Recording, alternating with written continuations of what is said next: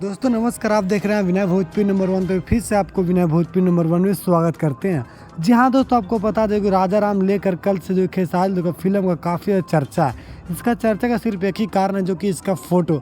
आपको पता हो जो कि राजा राम का कल एक शुभारंभ किया गया फिल्म का, और उसका ही फोटो निकल के आया था सोशल मीडिया पे खेसारी का, और काफ़ी धमाल मचा। तो भाई कहीं ना कहीं फोटो अगर अच्छा तो फिल्म भी अच्छा ही होगा। आपको पता है वो जो कि काफ़ी अच्छा एक फिल्म का शुभारंभ हो गया 10 तारीख को ही, राजा राम। और उसके बाद बता दें जो खेसारी देव का एक से एक फिल्म जैसे कि अभी कमिंग सून में रखा गया है।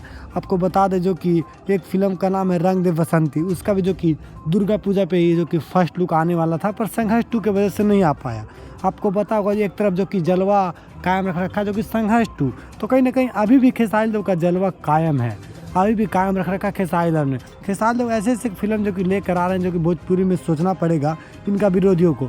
देखिए भोजपुरी को अगर बचाना है तो फिल्मों को तो भाई बनाना ज़रूरी है, ना कि भोजपुरी फिल्म एक ऐसा ही इंडस्ट्री है जो कि इसमें गाँव का जो कि सीन दिखाया जाता है और अपने गाँव के बारे में बताया जाता है।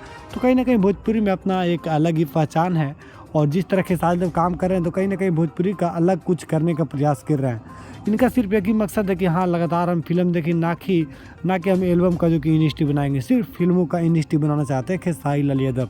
और यहीं पे देखिए रंग दे बसंती का आने वाला है, वहीं पे देखिए इसका राजा राम का जो शुभारंभ हो भी गया है।